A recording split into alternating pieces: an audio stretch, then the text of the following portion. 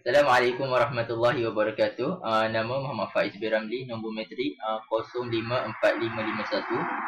Okey, hari ini saya akan menerangkan ataupun membahaskan sedikit berkaitan dengan bab jamak takdim yang mana saya mengambilnya daripada kitab Bughyatul Lab karangan Syekh Daud bin Abdullah Al-Fatani. Seterusnya kita pergi kepada pengenalan. Solat jamak ini merupakan satu kelonggaran bagi orang yang musafir, iaitu dengan cara menghimpunkan dua solat dalam satu waktu dengan contohnya solat zuhur dengan asar dan maghrib dengan isyak dalam satu waktu yang sama.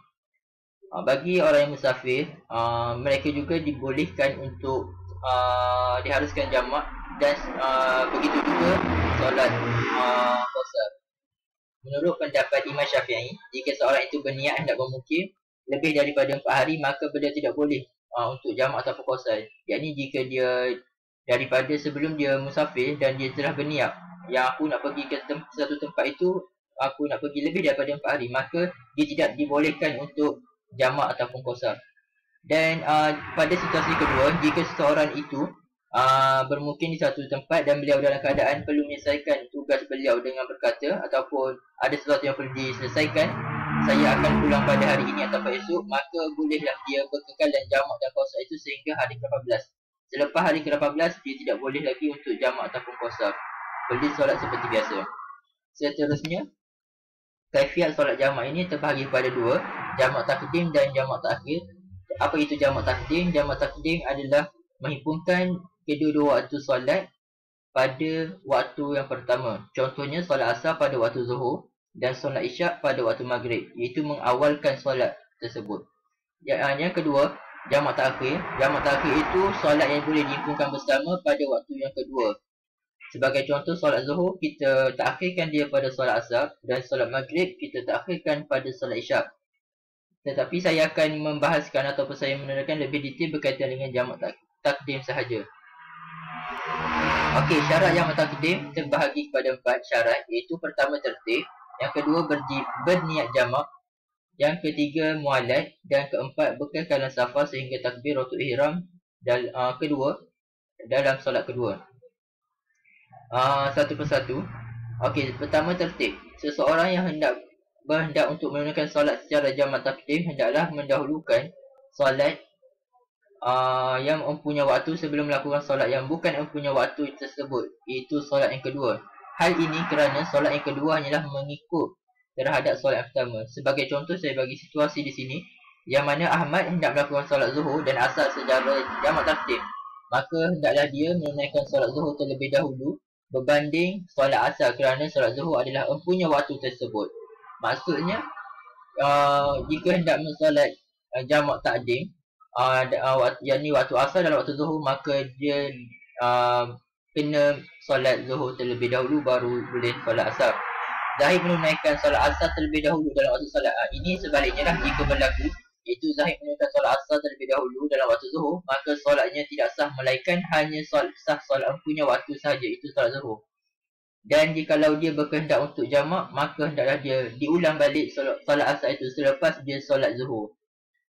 Okey, seterusnya berniat jamak. Hendaklah seseorang itu berniat untuk melakukan jamak, iaitu berniat untuk menghimpunkan dua solat pada waktu pertama ketika melakukan solat yang pertama. Dan tidaklah disyaratkan untuk berniat itu solat tersebut ketika takbiratul ihram. Bahkan dia boleh niat juga ketika waktu solat sekalipun ketika hendak memberi salam. Yakni kita tahu bukanlah niat jamak ni dikhususkan ataupun diwajibkan untuk niat di waktu takbir, waktu ihram, tetapi boleh kita niat jamak itu semasa kita tengah melakukan solat, dalam solat. Yakni mungkin sebelum solat, dalam sujud, dalam rukuk, ataupun yakni sebelum menunaikan salam pun, hatta sebelum menunaikan salam pun masih sah kita niat jamak. Tetapi jikalau diniatkan ketika mengangkat takbiratul ihram, itu, maka itulah terlebih afdal. Tujuan disyaratkan untuk berniat pada solat yang pertama itu kerana untuk membezakan perkara yang disuruh oleh syarak dengan apa yang berlaku dalam keadaan lalai dan tidak tawajuh hatinya. Okey, seterusnya mualat. Apa itu mualat sebenarnya?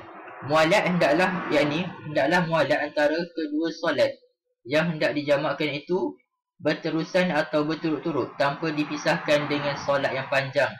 Kerana Nabi tidak melakukan solat rawatib pada waktu tersebut.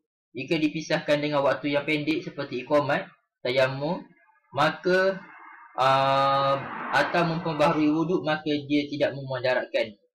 Berkata Sayyid Yusuf bin Muhammad Al-Battah Az-Zabidi bahawasanya yang dimaksudkan dengan waktu solat yang panjang itu adalah kadar 2 rakaat solat sunat al-nikah. Maksudnya solat sunat al-nikah ini sebagaimana dalam solat sunat itu hanya membuat yang wajib saja ataupun rukun, iaitu takbiratul ihram, membaca al-Fatihah, rukuk, iktidal, sujud dan sebagainya.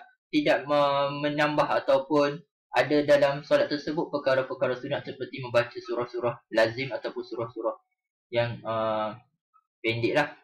Dan jikalau syarat ini tidak dapat dipenuhi, maka hendaklah seseorang itu menunaikan solat yang kedua ini pada waktunya.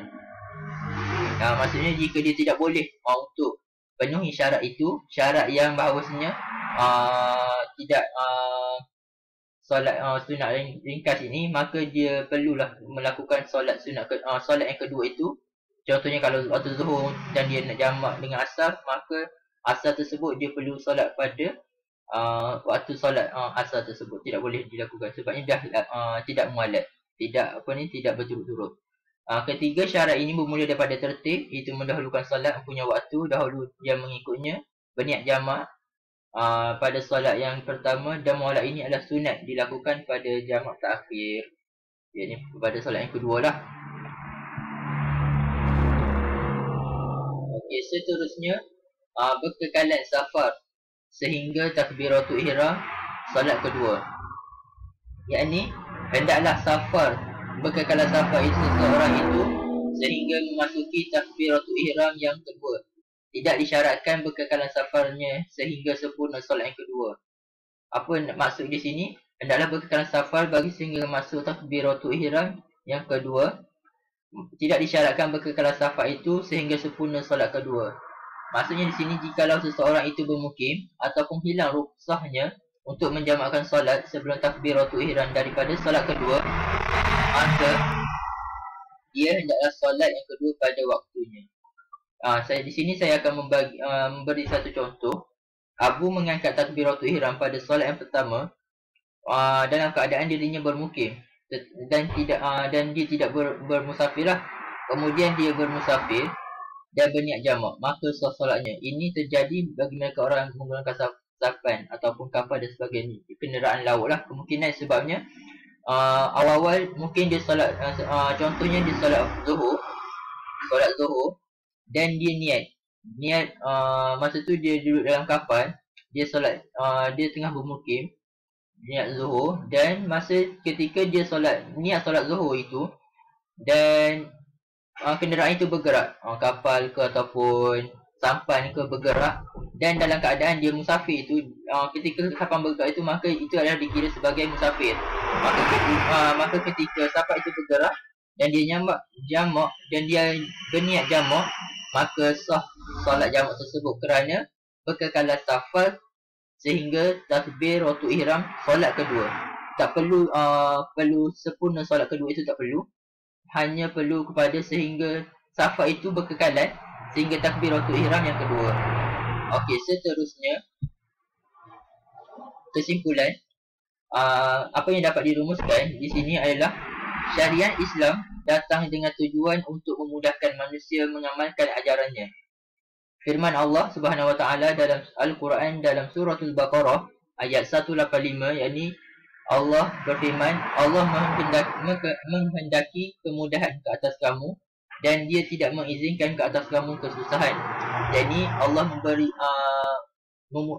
ingin memudahkan ataupun ingin memberi kemudahan kepada hamba-Nya untuk beribadah. Salah satu daripada rukhsah tersebut ataupun kelonggaran tersebut, kemudahan tersebut adalah kemudahan untuk mengerjakan solat. Dan menurut Abdul Wahab Muhammad Ali, yang mana rukhsah disyaratkan apabila umat Islam ditimpa kesukaran, antaranya ketika musafir, ketika hujan, ketakutan dan sakit. Itu ada diberi rukhsah. Dan ketika musafir kita dibenarkan berbuka puasa Ramadan serta jamak dan qasar solat wajib.